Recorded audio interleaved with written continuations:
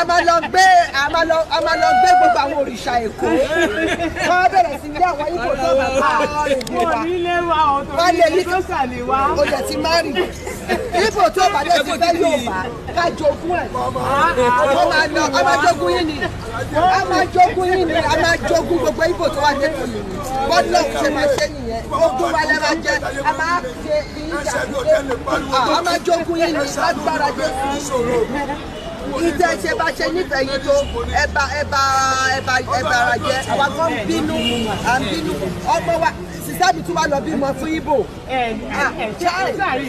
ṣé kí n lọ kó Obieze wa Obieze ilẹ̀ ti gbà bọ̀dé olórí Obieze ilẹ̀ ti gbà bọ̀dé ó tún lọ mú kámẹ́rà wá lọ́ọ̀lì ẹ̀ ní sí ẹ ti gbà bọ̀dé a máa jogún yín ni ẹ tọ́ra yín àwa la máa jogún yín àgọ́ wa ló máa dádì ẹ̀.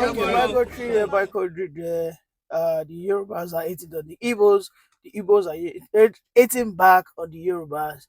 The Hausas, the Fulanis are having their own infighting. I mean, meanwhile, the real political class who are stealing, our meager resources are doing that unabated. Nobody's concentrating on those guys.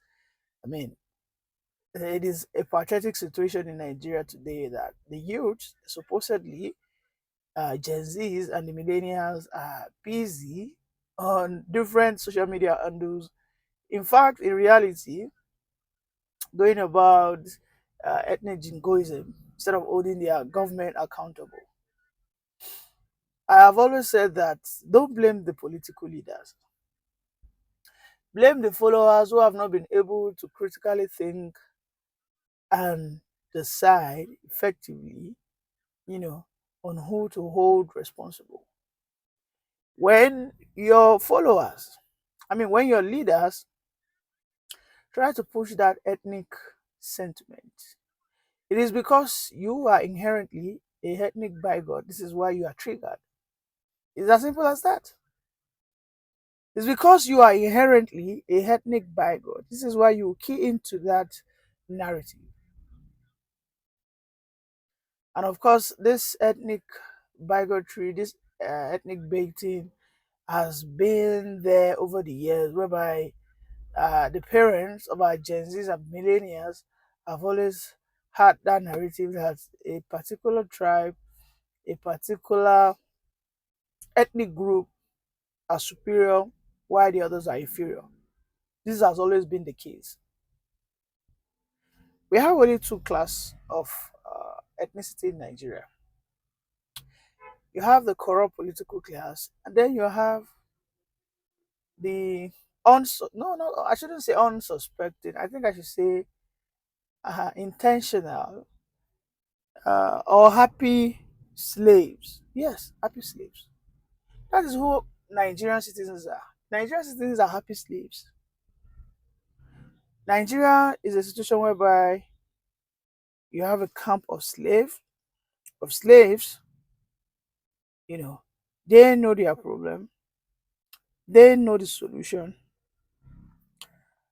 Meanwhile, the leader, who is their slave master, will always come and throw them the bait, knowing fully well that when they catch this bait, they will forever remain divided, and the slave master will continue to, lord over them. The slaves are aware that this is a bait, but the slaves within themselves are trying to claim who is superior. That is the case of Nigeria. That is the case of the Nigerian people. For the past 1 to 2 weeks now, if not more, let me say for the past 1 month thereabout, this issue of ethnicity all started from TikTok. Then they pushed it down to another social media. And now it is manifesting even in real life, whereby some people would not go to an Igbo shop to buy things. Some people will not go to a Yoruba shop to buy things. They are not patronizing themselves. And this is a reminder that this is what happened between the Hutsis and the Tutsis in Rwanda. For those who are not ethnic jingoists, I don't think this is the right time for them to be silent. And then again, that takes me to the religious institutions. One particular religious institution I mean, has had currently has his pastor as the first lady. And you can watch. Let's watch this video. Yorùbá ká jogún ẹ̀ wọ́n máa lọ a máa jogún yín ni a máa jogún yín ni a máa jogún gbogbo Ìgbò tó wà lẹ́kọ̀ọ́ yìí ni bọ́dọ̀ ṣe máa ṣe nìyẹn. All right, good. We're back. Now, that is a pastor of a church, a well renowned church, saying such words during an election season. Listen, ethnic bigotry does not end in election season because it is a word that doesn't just find its way out of the mind of the people whom you have denigrated. Ethnic baiting, ethnic bigotry leaves a lasting, ugly memory on the victims. Yes, because it is condescending. Ethnic bigotry is all about condescending, demeaning people, telling them you guys are dirty, yeah, you guys are inferior, you guys were naked while we were more civilized. Let me tell you, in Nigeria today, we only have two classes. The political class who never suffer uninterrupted power supply. The children of the political class who ball around in UK. These are the children who never know what is called traffic. They don't even know what it is called banditry. They don't even know what it is called potholes. There was a time I think a child of a political elite came back and was like, "In- she never knew people begged on the road," and that is it. So the Nigerian suffering people are busy, you know. Trying to show the superiority. Yes, my ethnicity is bigger than yours. And meanwhile, within the various ethnic groups, they all have the corrupt leaders ruling them. Do you want to talk about the Yorubas? Look at their governors. Corrupt from Lagos down to Ekiti. Or do you want to go to the east? From Enugu down to Abia. Do you want to go to the south? Take for instance Bayelsa. Bayelsa is just a state with nothing more than I think 4 million population. Bayelsa makes a hell lot of money. Bayelsa makes so much money. I think they even make much money than Tanzania. That is the truth. On a monthly basis, Bayelsa receives a FAC allocation of nothing less than $20 to $25 million. What is that? On annual basis, they do not receive nothing less than close to $200 million. That's about, if not up to 200 billion. But again, go to Bayelsa.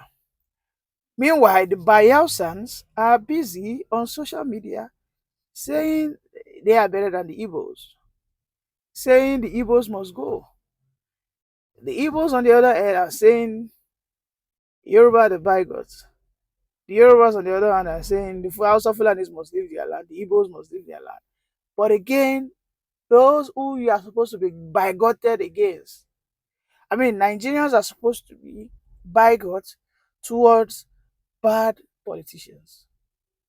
We are supposed to be bigots towards the corrupt political class. We are supposed to be bigoted against those guys. We're supposed to be bigoted against bad pastors. Any religious institution that is not speaking against the corruption going on in Nigeria today, Nigeria is supposed to be bigot towards that such churches or mosques and boycott it. It is unfortunate, it is a sorry state that Nigerians find themselves, that They cannot think critically.